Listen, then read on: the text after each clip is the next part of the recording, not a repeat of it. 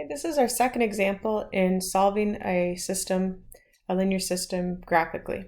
This is a word problem, and we're going to answer this question by graphing the two linear relationships from the word problem and finding the POI. Let's take a look at the question. Sally wants to rent a car for a day so she can visit her sister at university.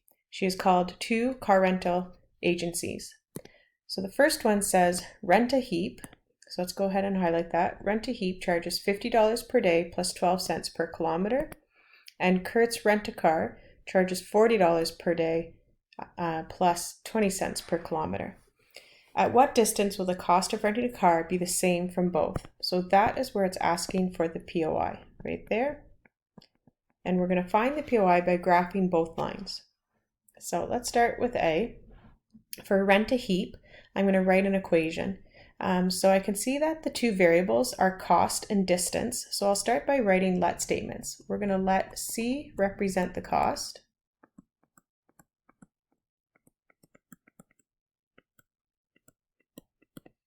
And we'll let D represent the distance driven.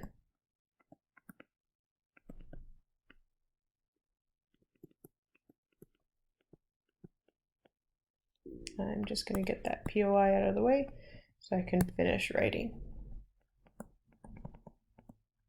I just want to apologize for my writing, guys. It's really hard to write on here and be neat, but I'm getting better, believe it or not. All right, so POI is what we're finding there. All right, so at what distance will it cost the same? So let's start with rent a heap. So we need the equation. So the equation for rent a heap, we know the cost equals 0.12 times D plus 50 will be our equation. And then for Kurt's Rent a Car, our equation would be C equals 0.2 times D plus 40. And we're going to go ahead and make a T chart for both.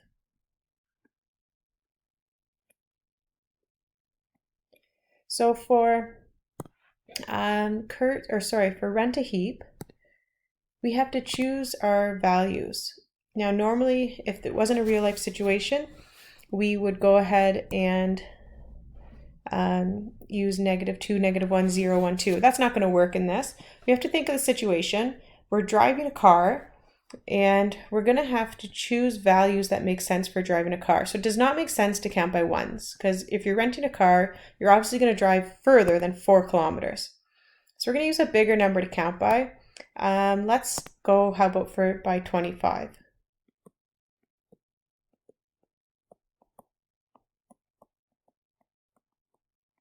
And what do we choose for rent a heap? We're going to choose for Kurt's Rent a Car as well.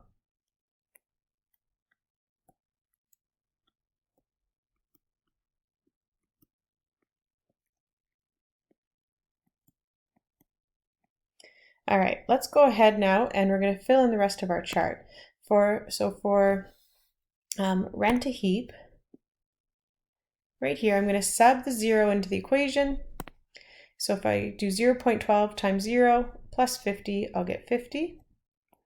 If I drive 25 kilometers, it'll be 25 times 0.12 plus 50. I get 53.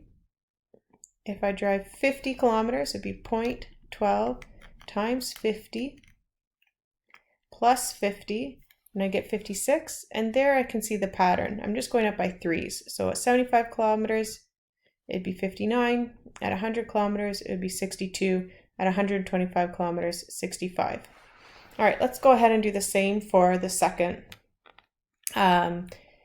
rental company, and that's Kurt's Rent a Car. All right, so at 0 kilometers, we know that that is going to be $40.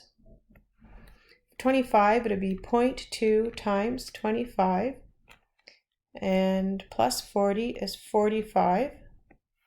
At 50 kilometers, we 0.2 times 50 plus 40 would be $50. So we can see this is going up by 5. So we'd have 55, 60, 65. Okay, we can actually see right there that we already have the question answered. Okay, so we can see that at 125 kilometers, they both cost $65.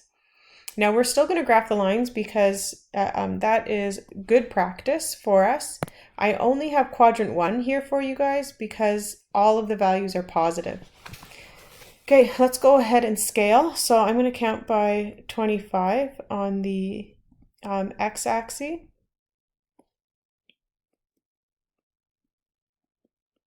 On the y-axis,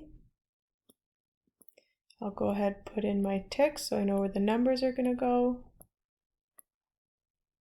Okay, I need to make sure that I reach 65. I have to start at 40. That's my lowest number, so I can do a jump if I want.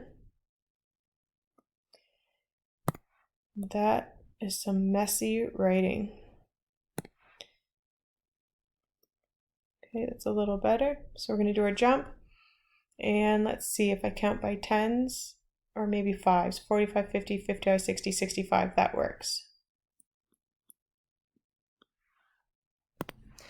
Okay, I finished scaling my graph and I've put on my labels for distance and cost. I'm now going to plot the first car rental company. So 0, 50 is my first point, 25, 53, 50, 56, 75, 59, 162, and then 125 and 65. Okay, I'm going to go ahead and draw my line. So I'm using different colors so that I can see the difference between the two lines. I'm still going to label though. We want to make sure we put an arrow there. And this is the rent a heap. So we can write rent a heap here, or you could write the equation.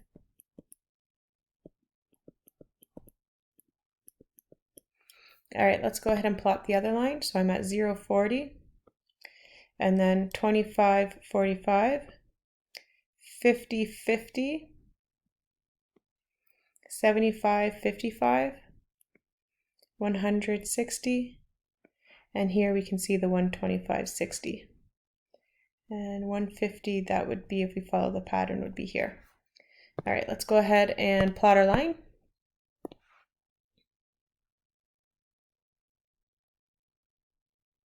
There we go. Arrow on the end, and that was Kurtz. Oops. My line's moving on me. There we go.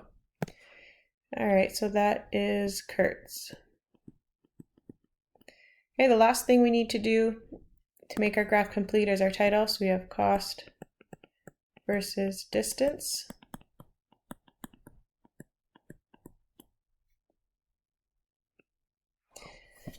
All right, so now let's answer the question. At what distance will the cost of renting a car be the same for both companies? So at 165 kilometers, both companies cost $65. I apologize, guys. Something's wrong with my pen right now. It's not picking up my full motion. Let's see if I go a bit smaller. So at 165 kilometers, which I can't even read that, both companies cost $65. It's like it's not letting me do O's. Okay, let's try 60. There we go. All right, and part B says, which company should Sally choose if the university is 100 kilometers away? So 100 kilometers away is here. If I go up, the first line I hit is Kurtz. That is the one I would pick, and that's because it would be cheaper. So Sally should choose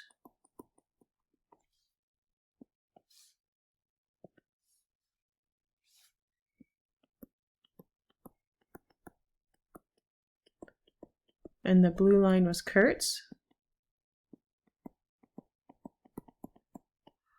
because it is cheaper.